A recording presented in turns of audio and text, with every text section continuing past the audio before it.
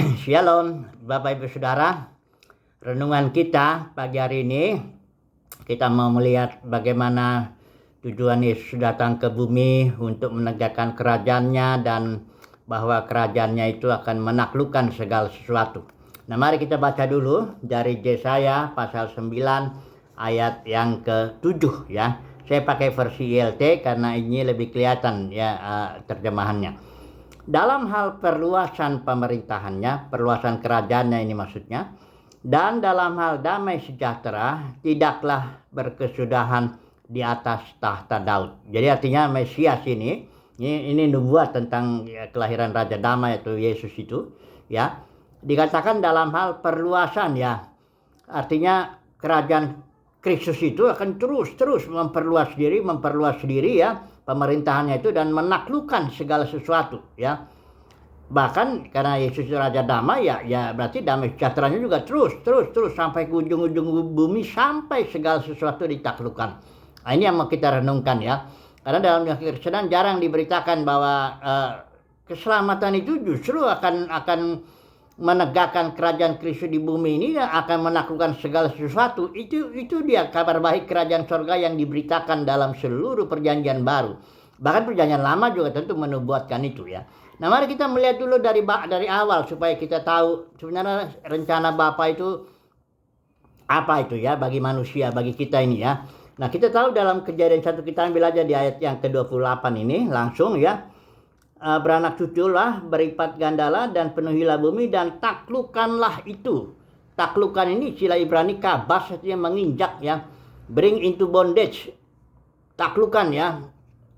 Bawa dia dalam kondisi dia musuh-musuh itu dalam kondisi dia tidak berdaya lah istilahnya begitu ya.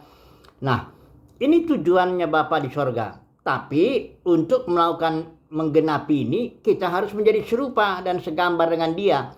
Nah, banyak orang berpikir ketika Bapa di sorga menciptakan Adam dan Hawa itu dia udah serupa segambar dengan dia, dengan Tuhan. Belum.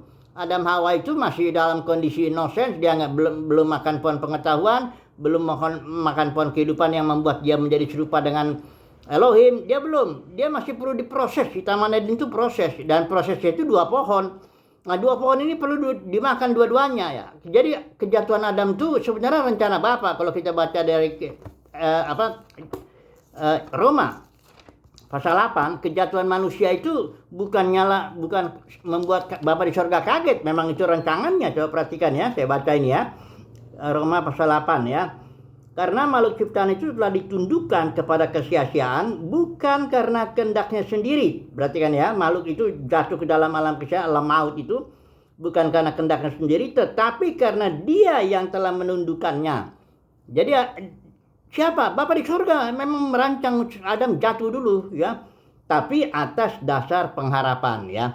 Jadi kedua pohon itu memang harus dimakan supaya manusia menjadi serupa dan segambar dengan dia. Nah, dalam prosesnya itu inilah dia Kristus sebagai katakannya tokoh utama lah dalam alam semesta ini. Yesuslah dulu ya. Kita tahu bahwa dia waktu datang ke dunia ini dia sudah serupa ya, segambar. Saya baca dulu ya Kolose 1 ayat 15. Ini saya pakai ILT ya. Dia adalah gambar Elohim yang tidak kelihatan. Gambar ya. Istilah gambar ini istilah Yunaninya eikon, artinya representatif. Mirip juga dengan yang dimaksud di bahwa kita akan menjadi gambar keserupaan gambar dan rupa Elohim ya. Ini sama. Jadi Kristus Yesus itu yang sudah jadinya. Inilah manusia yang sudah jadi, yang direncanakan kalau kita dalam proses untuk menjadi serupa segambar dengan dia. Tapi yang mana manusia yang serupa segambar dengan dia? Nah, itulah Yesus itu datang ya. Dia datang ke bumi ya sudah serupa dan segambar dengan dia, dengan Elohim ya. Dia kan gambar daripada Elohim yang tidak kelihatan ya. Nah, Yesus datang itu mau menegakkan kerajaannya di bumi ya. Dan kita akan diproses dan ambil bagian bersama-sama ya. Nanti kedatangan orang Kristen biasa yang kedua kali. Dia sudah memilih umat kerajaan, sudah Bapa di sorga sudah pilih. Lukas 12 ayat 32 itu Bapa di sorga sudah pilih seberapa yang dikendakinya manusia untuk menjadi umat kerajaan bersama-sama dengan Kristus untuk menaklukkan segala sesuatu. Ya, jangan salah, jangan berarti kita meninggalkan bumi ini Bukan, fokus rencana Bapa itu tetap bumi. Di bumi inilah kita harus menaklukkan segala sesuatu. Nah, apa sih yang ditaklukkan di bumi ini? Ya kerajaan setan. Setan, roh jahat itu yang merayap di muka bumi itu ya, itu bentuknya kerajaan. Jadi tidak bisa kerajaan dilawan dengan pribadi-pribadi, tidak bisa. Kerajaan harus dilawan dengan kerajaan.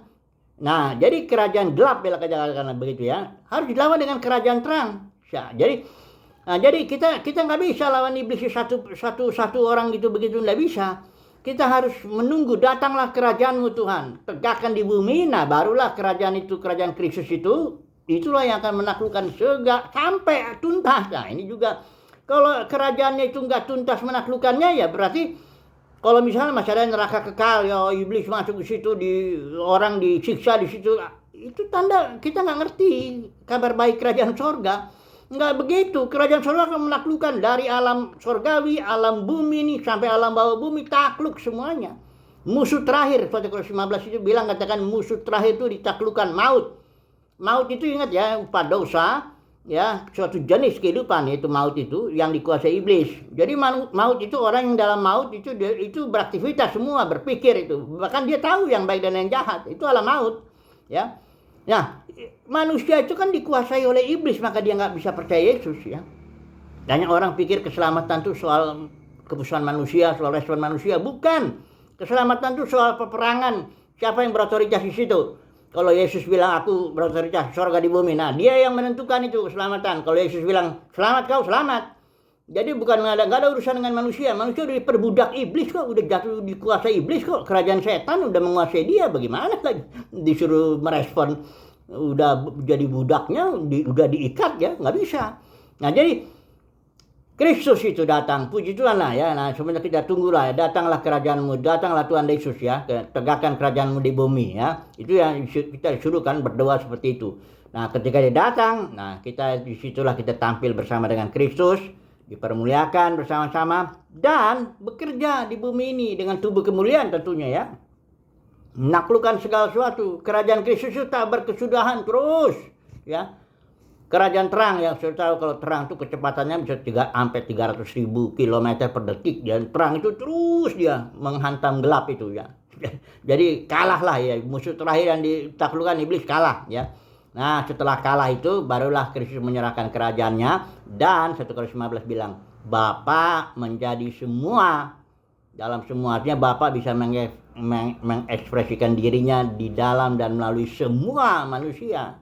Nggak boleh lagi ada konsep-konsep neraka kekal, konsep-konsep kita diangkat dari bumi, itu berarti udah nggak paham kabar baik kerajaan sorga. Kalau orang paham kerajaan oleh kasih karunia, kalau kita paham kabar baik kerajaan sorga, kita nggak akan punya konsep yang aneh-aneh lah ya. Kita akan menunggu Tuhan di bumi ini, berdoa ya, mudah-mudahan Tuhan Yesus, bahkan sementara saya bicara ini, biarlah Tuhan Yesus datang. Datanglah Tuhan Yesus, amin ya. Biar Yesus makin cepat, makin bagus lah ya. Supaya kerajaan Kristus itu menaklukkan kerajaan dunia ini, kerajaan setan ya, yang menguasai manusia-manusia ini. Supaya manusianya dibebaskan, begitu ya. Puji Tuhan lah, semoga kita mendapat kasih karunia renungan ini. Mendapat kasih karunia untuk ambil bagian dalam kerajaan Kristus yang akan ditegakkan di muka bumi ini. Tapi kita harus mendengarlah ya kabar baik kerajaan surga ya. Jangan dengar kabar-kabar yang lain, nanti jadi konsepnya aneh-aneh ya. Semoga kita mendapat kasih karunia untuk itu. Haleluya. Amin.